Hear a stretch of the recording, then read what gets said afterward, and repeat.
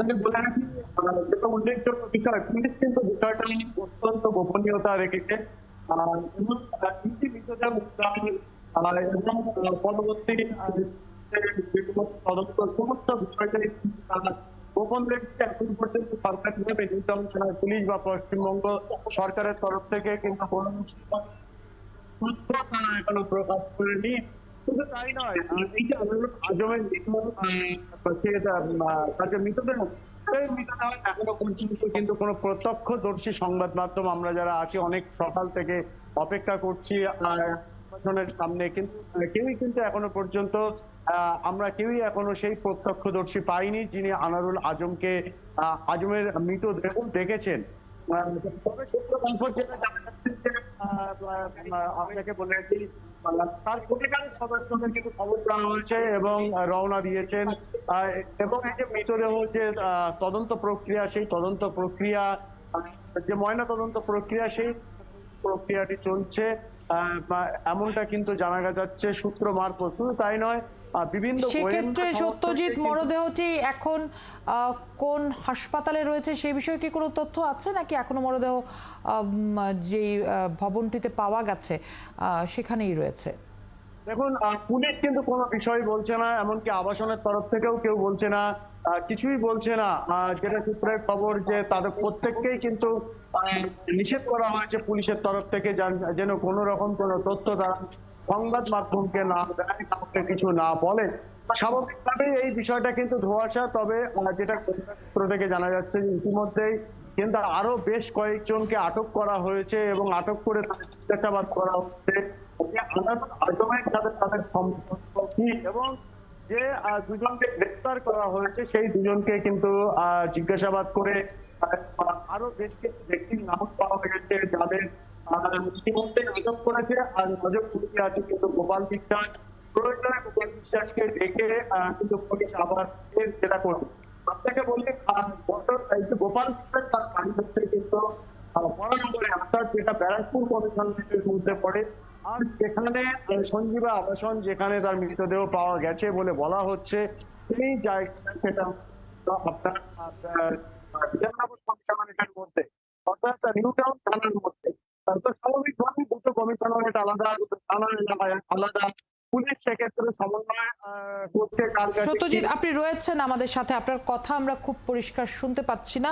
আমরা এই ফাঁকে বরং একটু ঝিনাইদহের রাজীবের কাছ থেকে ঘুরে আসতে চাই। ঝিনাইদহে রয়েছেন আমাদের সহকর্মী রাজীব হাসান। আমরা রাজীব হাসানের কাছে যেতে চাই। রাজীব, বেশ কিছু সময় পার হয়েছে, আপনার কাছ থেকে জানতে চাই যে পরিবারের সদস্যদের সাথে নিশ্চয়ই কথা হয়েছে। পরিবারের সদস্যদের মধ্যে কে কে রওনা হয়েছেন ভারতের উদ্দেশ্যে, কারা যাচ্ছেন এবং সেখানকার পরিবেশ কেমন এখন?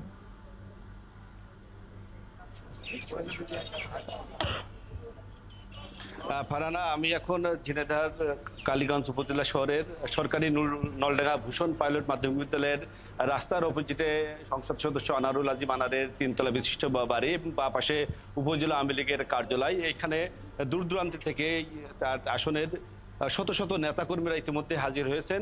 আমি কথা বলেছি নিহত আনারুল আজিম আনারের পরিবারের সাথে, তার কন্যা ডরিন এবং এপিএস আব্দুল রৌফ এবং সংসদ সদস্য আনারুল আজিম আনারের স্ত্রী ইতিমধ্যেই ভারতের জন্য ঢাকা থেকে রওনা দিয়েছেন, এমনটি পরিবারের পক্ষ থেকে জানানো হয়েছে। ফারহানা, জি, সেক্ষেত্রে যেহেতু আপনি বলছেন যে সেখানে শত শত মানুষ এসেছেন, তাদের প্রতিক্রিয়া কেমন?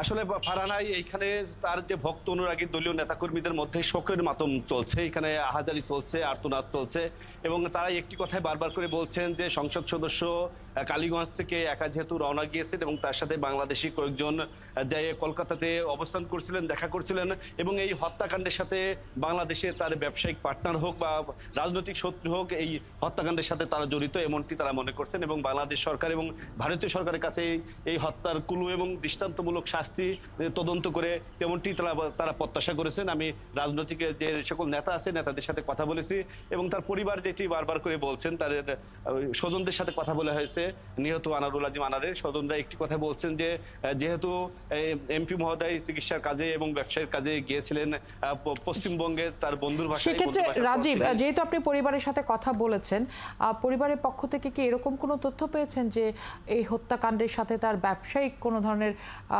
জটিলতা রয়েছে কিংবা রাজনৈতিক কোনো ধরনের সম্পৃক্ততা রয়েছে, এ ধরনের কোনো কিছু সন্দেহ করছেন কি তারা?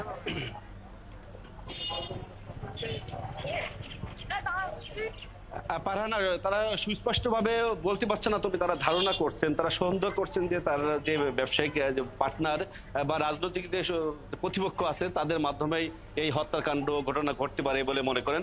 কারণ ফারহানা, আপনাকে জানিয়ে রাখি যে আনারুল আজিম আনার উনি শুধু সংসদ সদস্য ছিলেন না, এখানে উপজেলা আওয়ামী লীগের সভাপতি ছিলেন এবং ঠিকাদারি ব্যবসা করতেন এবং তেলের ব্যবসা, গ্যাসের ব্যবসা, ভুষের ব্যবসা এবং মাছের ব্যবসা সহ প্রায় 7-8টি প্রকারের ব্যবসা ছিলেন আনারুল আজিম আনারের। যেহেতু তিনি একাধিক ব্যবসা করতেন এবং তার ভাই পরিবার এই ব্যবসাগুলো দেখাশোনা করতেন এবং তিনিও নিজে তদারকি করতেন, সেক্ষেত্রে ব্যবসায়িক যে লেনদেন এবং শত্রুতা এরকম সৃষ্টি হতে পারে, যার কারণে প্রতিপক্ষরা। অনেক ধন্যবাদ রাজীব, আপনি রয়েছেন আমাদের সাথে। আমরা আবারও কলকাতায় সত্যজিতের কাছে যেতে চাই। সত্যজিৎ, আপনি নিশ্চয়ই আমাকে শুনতে পাচ্ছেন। যেটা পরিবারের সাথে কথা বলে আমাদের সহকর্মীরা জানতে পারছেন যে দুটো সম্ভাবনা হতে পারে এখানে, যে রাজনৈতিক সম্পৃক্ততা কিংবা ব্যবসায়িক যে জটিলতা হতে পারে তার যারা পার্টনার রয়েছেন তাদের সাথে। কলকাতার পুলিশ কি সন্দেহ করছে, কারা জড়িত হতে পারেন এই হত্যাকাণ্ডের সাথে? কলকাতার পুলিশ যেটা প্রাথমিকভাবে মনে করছে যে ব্যবসায়িক আর কি শত্রুতার জেরে কিংবা রাজনৈতিক শত্রুতার জেরেই খুন হয়েছে এবং এই খুনের যিনি চাবিকাঠি বা মূল ষড়যন্ত্রকারী সেটা কিন্তু বাংলাদেশের তার যে প্রতিপক্ষ আছে তারাই আর কি করেছে। এবং সেক্ষেত্রে তারা অনেক আগে থেকেই কিন্তু একটা পরিকল্পনা করে এই খুন সংগঠিত করেছে। তার যে প্রতিপক্ষ তারা জানতেন যে আনারুল আজম তিনি কখন কলকাতায় আসবেন, কবে আসবেন, তারপর সেই মতো কিন্তু তারা একটা ট্র্যাপ আর কি তৈরি করে, সেই ট্র্যাপে পা দেন। তারপর কিন্তু নিজেদের জিম্মায় নিয়ে এই ধরনের হত্যাকাণ্ড সংগঠিত করেছে, এমনটা কিন্তু প্রাথমিকভাবে মনে হচ্ছে। তবে কোনটা কি দিয়ে করেছে, কিভাবে করা হয়েছে, সেক্ষেত্রে কোনো কিছু খাওয়ানো হয়েছিল কিনা, গোটা বিষয়টা কিন্তু দেহ ময়না তদন্তের পর পুলিশ নিশ্চিত হবেন। তবে পুলিশের একটা অংশ যেটা বলছেন যে এটা এই যে খুনের ষড়যন্ত্র, সেক্ষেত্রে আনারুল আজমের যারা বাংলাদেশের প্রতিপক্ষ আছে, সেটা রাজনৈতিক হতে পারে, ব্যবসায়িক হতে পারে, তারা কলকাতার এক্ষেত্রে বেশ কয়েকজন দুষ্কৃতীকে সঙ্গে ষড়যন্ত্র করে এই কাজটি করেছে। দুই জায়গারই আসলে সম্পৃক্ততা রয়েছে বলে সন্দেহ করছে কলকাতার পুলিশ। অনেক ধন্যবাদ সত্যজিৎ, আপনি রয়েছেন আমাদের সাথে। নিশ্চয়ই পরে সংবাদ সংযোগে কথা হবে।